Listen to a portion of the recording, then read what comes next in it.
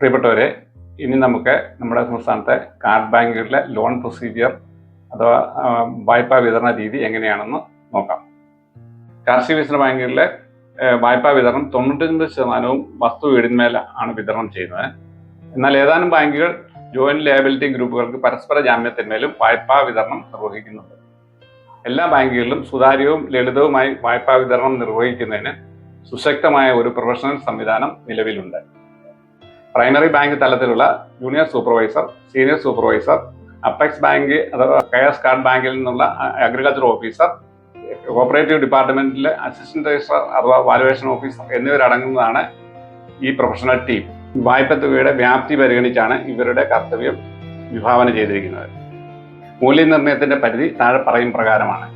Junior supervisor 2 ലക്ഷം വരെയും, senior supervisor 2 മുതൽ 4 വരെയും, അഗ്രികൾച്ചർ ഓഫീസർ 4 മുതൽ 8 വരെയും, അസിസ്റ്റന്റ് രജിസ്ട്രാർ വാലുവേഷൻ ഓഫീസർ 8 മുതൽ മുകളിലേക്കുള്ള എല്ലാ വായ്പകൾക്കും വസ്തുവിന്റെ മൂല്യനിർണ്ണയം നിർവഹിക്കുന്നു.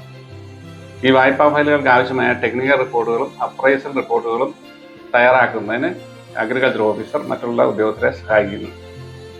കാർഡ് ബാങ്കുകളിലെ വായ്പാ വിതരണ സംവിധാനം എങ്ങനെയാണ് പ്രവർത്തിക്കുന്നതെന്ന് നമുക്ക് നോക്കാം. ഒരു അപേക്ഷകൻ എൻക്വയറിയുമായി ബാങ്കിനെ സമീപിച്ചാൽ ആ വ്യക്തി ഏത് വില്ലേജിലാണോ താമസിക്കുന്നത് ആ വില്ലേജിലേക്ക് ബാങ്കിൽ നിന്നും നിയോഗിച്ചിരിക്കുന്ന സൂപ്പർവൈസർ അദ്ദേഹത്തോട് സംസാരിച്ച് വസ്തുവിന്റെ മൂല്യനിർണ്ണയത്തിനും ക്രെഡിറ്റ് അപ്രൈസലിനുമായി ഒരു തീയതി നിശ്ചയിച്ച് അദ്ദേഹത്തിന് നൽകുന്നതാണ്. മേൽപ്പടി തീയതിയിൽ വസ്തുവിന്റെ മൂല്യനിർണ്ണയവും റീപേയ്മെന്റ് കപ്പാസിറ്റിയും പരിശോധിച്ച് വായ്പക്കാരന് എത്ര രൂപ വായ്പ നൽകുമെന്ന് അദ്ദേഹത്തെ അറിയിക്കും.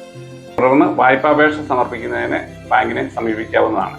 വായ്പാ അപേക്ഷയോടൊപ്പം സമർപ്പിക്കേണ്ട പ്രധാനപ്പെട്ട രേഖകൾ താഴെ പറയുന്നവയാണ്: ആധാരം, മുന്നാധാരം, കരാടച്ച രസീത്, സൈറ്റ് പ്ലാൻ, കൈവശാവകാശ സർട്ടിഫിക്കറ്റ്, ബാധ്യത സർട്ടിഫിക്കറ്റ് എന്നിവയാണ് പ്രധാനപ്പെട്ട രേഖകൾ. ഇവ ലഭിച്ചതിന് ശേഷം ബാങ്കിലെ ലീഗൽ അഡ്വൈസർമാർ മേൽപ്പടി ഫയലുകൾ പരിശോധിച്ച് ലീഗൽ സ്കൂട്ടറി നിർവഹിക്കുന്നതാണ്. ഇതിന് ശേഷം വായ്പാ വിതരണത്തിനുള്ള മറ്റ് നടപടിക്രമങ്ങൾ പൂർത്തിയാക്കി പ്രസിഡന്റിന്റെ മുൻപാകെ മേൽപ്പടി വായ്പാ ഫയലുകൾ എത്തിച്ചേരും. സാങ്ഷന് ശേഷം ഗഹാൻ രജിസ്ട്രേഷൻ നടപടികൾ പൂർത്തീകരിച്ച് വായ്പാ വിതരണം ആരംഭിക്കുന്നതാണ്. വായ്പ തുകകൾ തവണകളായാണ് വിതരണം ചെയ്യുന്നത്. വായ്പയുടെ സ്വഭാവം അനുസരിച്ചാണ് തവണ തുകകൾ നിശ്ചയിക്കുന്നത്. 1ാം ഗഡു വായ്പ വിതരണം നടത്തിയതിനു ശേഷം സൂപ്പർവൈസർ പരിശോധിച്ച് വിനിയോഗ സർട്ടിഫിക്കറ്റ് നൽകിയതിനു ശേഷം ആണ് അടുത്ത തവണ ഗഡുക്കൾ നൽകുന്നത്.